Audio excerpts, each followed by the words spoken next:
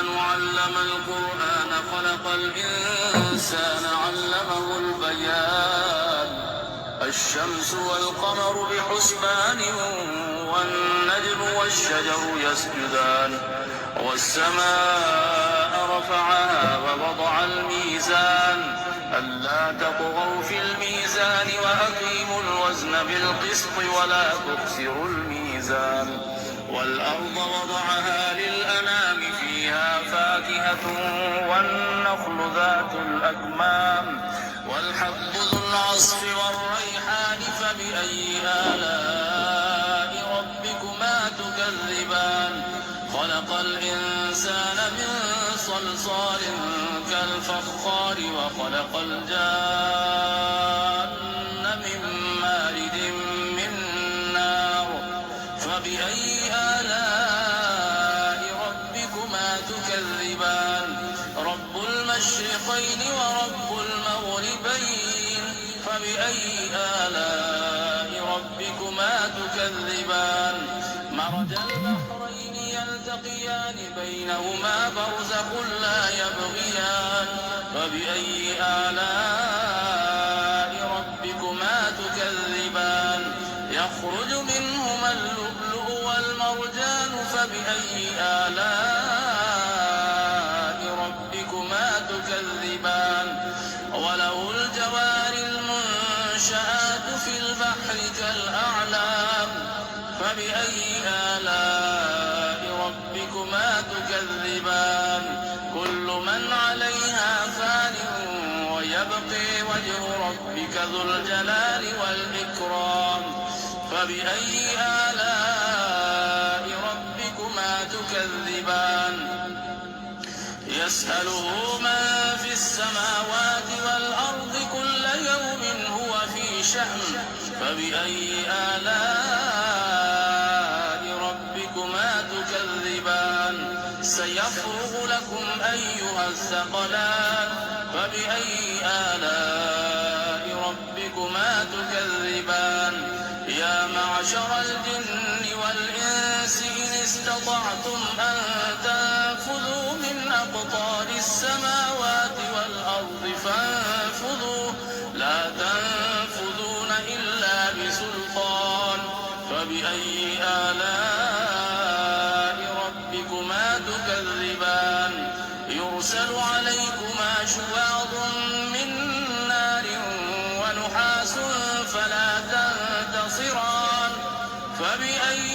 آلاء ربكما تكذبان فإذا انشقت السماء فكانت وردة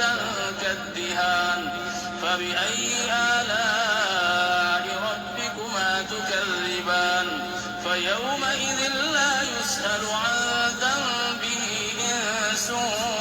ولا جان فبأي آلاء ربكما تكذبان يعرف المجرمون بسيماهم فيؤخذ بالنواصي والأقدام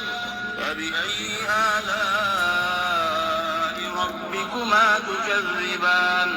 هذه جهنم التي يكذب بها المجرمون يطوفون بينها وبين حميم آن فبأي آلاء ربكما تكذبان ولمن خاف مقام ربه جنتان فبأي آلاء ربكما تكذبان ذواتا أفنان فبأي آلاء ربكما تكذبان فيهما عينان تجريان فبأي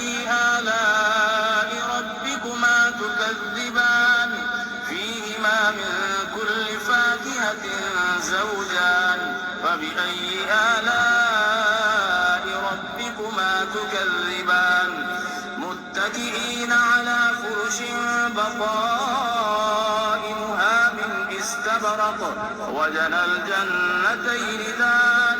فبأي آلاء ربكما تكذبان فيهن قاصرات الطرف لم يطمثهن إنس قبلهم ولا جان فبأي آلاء ربكما تكذبان كأنهن الياقوت والمرجان فبأي آلاء ربكما تكذبان هل جزاء الإحسان إلا الإحسان فبأي آلاء ربكما تكذبان ومن دونهما جنتان فبأي آلاء ربكما تكذبان مدهامتان فبأي آلاء ربكما تكذبان فيهما عينان نضاختان فبأي آلاء ربكما تكذبان فيهما فاكهة ونخل ورمان فبأي آلاء ربكما تكذبان فيهن خيرات حسان فبأي آلاء ربكما تكذبان حور مقصورات في الخيام فبأي آلاء ربكما تكذبان لم يطمثهن إنس قبلهم ولا جان فبأي آلاء ربكما تكذبان وعبقري حسان فبأي آلاء ربكما تكذبان تبارك اسم ربك ذي الجلال والإكرام